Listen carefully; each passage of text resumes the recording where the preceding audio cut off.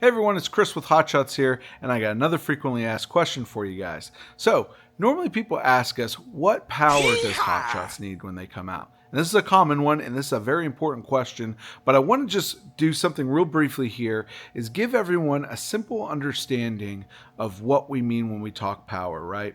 So, our machines and our equipment, normally our minimum power requirements is 2 dedicated circuits. Now, we classify dedicated circuits as 20 amps because most of the locations we go to are commercial locations, and normally that's somewhere around where they're going to be at, right? But if you have a home, it might be at 15 amps, right? You might have a 15 amp outlet versus a 20 amp. So keep that in mind. But I'm going to show you something here. So this is an outlet, right? Now this is basically a 4 hub outlet here, okay? But regardless, this could be just one circuit. All right. So a lot of times people would go in, we start setting up, they say, hey, look, oh, yeah, your power's right here.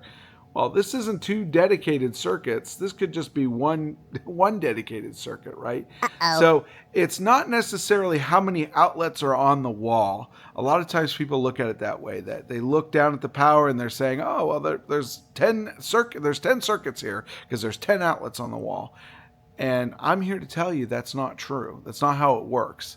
Now, if you're in a corporate setting, the great thing that you have, which I will say use it very loosely because it's not always nowadays, I don't know how they rate this, but basically there's numbers, right? Like maybe your LB12 and then there's another outlet that says LB13 or something like that, right? That's telling you that basically there's 2 different circuits there. That's what it should be telling you, okay?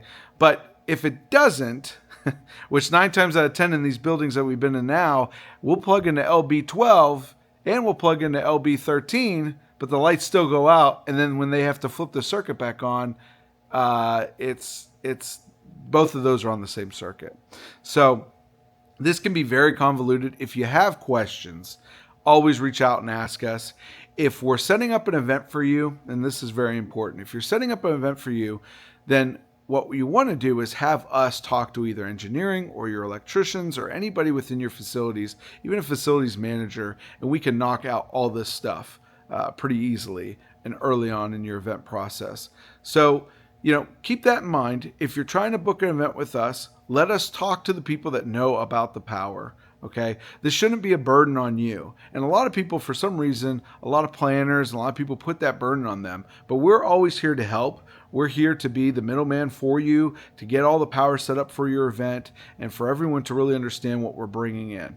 And I will tell you, it's not perfect every time, but we've never done an event where we didn't have enough power. I can tell you that right now. And that's because we do a very thorough due diligence of making sure we have power for our event any way we can. Now, we also offer generators. That could be something in another video I'll talk about.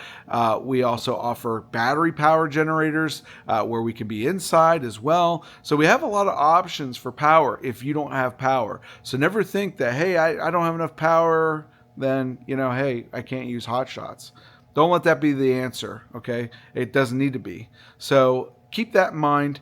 If you have questions about power, you have questions about this stuff here, what does this mean, outlets and all that, we're going to bring more content like this for you guys so that you can really understand what we're asking for. And really you should know, if you're doing a lot of event work, you need to know what your power is. I hate to say it, but most people do not know what it is, especially if you own a venue. That's where it gets really scary. So if you want to learn more about this stuff, stay tuned here and listen to more of these frequently asked questions. But I just want to get you guys started that when you're looking at power, you need to know what circuits are where, if possible, and we require 2 of them, okay, as a minimum to get started for any event.